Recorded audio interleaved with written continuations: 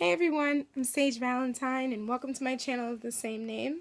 Right now I'm going to review Survivor Season 30, Episode 3, Worlds Apart. Again, Jen doesn't trust Will. Joe doesn't trust Will. Nina doesn't trust Will.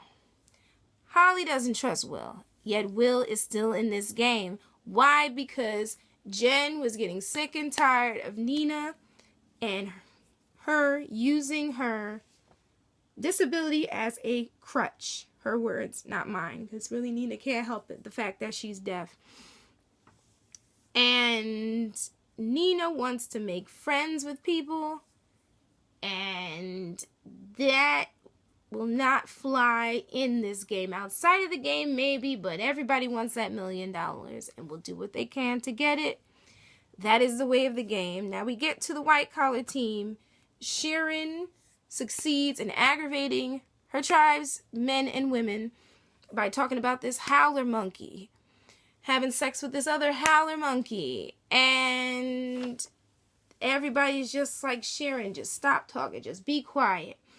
And Tyler is upset with Shirin as it is because she took her panties off in the last episode, but now he's just like calling her crazy and saying her brand of crazy is going to put a target on her back and she's going to end up going home. Then we switch to Escamecca, aka the blue collar team, and Dan is joking around with Rodney, and Dan ends up calling Rodney's mother something pretty foul that starts with a W and rhymes with or. Needless to say, Rodney didn't take it well and went on this long tangent, and I don't blame him for getting mad. But the only thing about getting mad in this game is that you're putting a target on your back because everybody's like, okay, we can set him off at any time, then we can get rid of him if we're tired of him. That's one thing about reality shows. When people get mad and go off, everybody's looking at them and everybody's like, okay, I'll hide behind this one, or we'll go as far as we can and then we'll vote this person out. Now, Dan, I feel like, is digging an even deeper hole than the one that he already had previously. Now we get back to the no collar tribe, and everybody is like laying around and chilling out, and Joe feels like there's no paranoia after Vince is gone, and the girls, Holly and Jen, are surfing with some driftwood. Joe reveals that his mom used to be an interpreter for people who are deaf, and he just wants Nina to have fun, and Nina later refuses to eat this lizard, which I wouldn't have eaten the lizard either because the poor little baby wasn't doing much of anything but just chilling on that log. But poor baby. But anyway, the team was upset that she wasn't a team player about that one. Then we get back to white collar, and everybody but Carolyn is looking for the immunity idol because Carolyn already has an immunity idol, as we know. Shirin all of a sudden wants everybody to stop looking, make a truce that they won't keep looking for this idol until the next challenge, because they, I guess, assume they're going to win because no collar isn't doing that great anyway. So I guess that assumption is correct after what happened in this episode, but I digress. So Joaquin is pissed off and Shirin, he's annoyed by her. He just wants her to shut up. He calls her a blood-sucking leech, says that she's buzzing in his ear like a mosquito. And he's like, listen, there's a target on my back because of what he and So did in episode 1 and how they lied. He's like, I got to get this idol for myself. And he decides to, you know what, do what he can for himself. So basically, he's still going to go look for this idol. Meanwhile, Tyler, in the back of his mind, is still thinking about what Carolyn said when Carolyn told him that she has an immunity idol.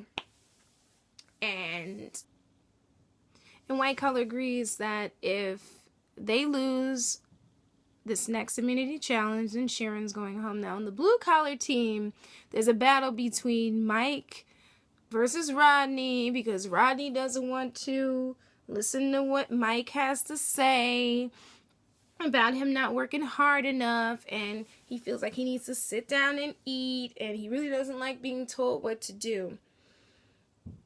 And then Mike thinks everybody in his tribe is pretty lazy except for him. And Rodney basically tells us he's going to do what he wants to do because Survivor is nothing but a social game. Which is only part of it, Rodney, because Survivor is physical, mental, and social. So if you can balance all three, you're good.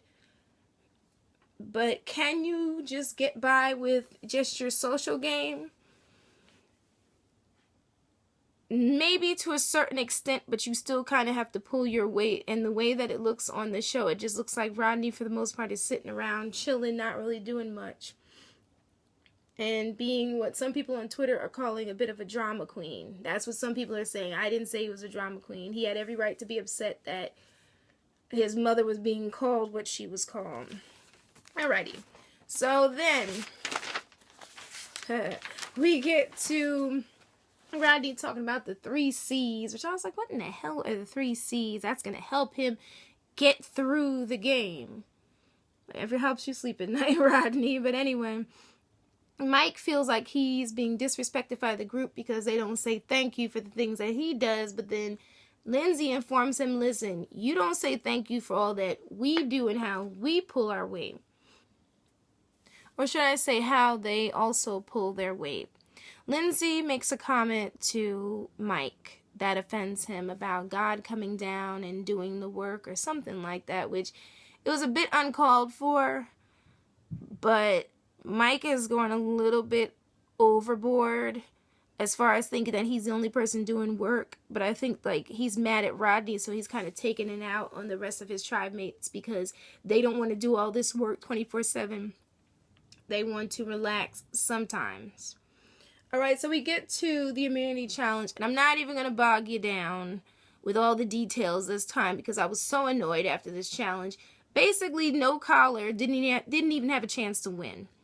Because what happened was that Joe had this idea that Nina was going to slow them down, so he sent her straight to the finish line. Meanwhile, Will could barely walk, barely move, was dragging around, and kind of slowed his tribe mates up. So really, he should have been the one sent to the finish line. And Nina should have been helping them. As I said before, I think that Will should have gone home. But he didn't because in the end, Nina went home. And it was sad how Will joined Holly and Jen and Joe and just threw Nina under the bus and kind of, called her dead weight basically to her face, when in the last episode it appeared like Nina was trying to draw Will into that alliance that she had with Vince. Now Will is kind of the odd man out, and hopefully if they lose again, they put him out. I don't see him making it that far, and if he does, he is not one of my favorite characters or favorite tribes members this season. I really don't have a favorite at this point. I really don't have a horse in this race. I don't even know who's going to win. So, until next time, you guys all take care. It's a Sage Valentine signing off. Don't forget to rate this video, comment, and subscribe to my brand of crazy. Check out my other reviews for Survivor and the link below for my reviews for Survivor 28. I didn't review Survivor 29 because I was like completely overwhelmed by all the summer shows. I was like, I'll just take a little break from that one. But don't forget to rate this video, comment, and subscribe to my brand of crazy. And also, check me out on Twitter and Google+, Sage Valentine. So until next time, you all take care.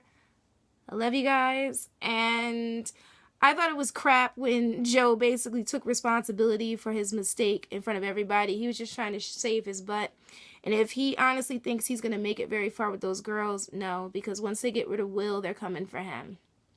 Definitely. So, in my opinion, so until next time, love you all. Bye, guys. Bye.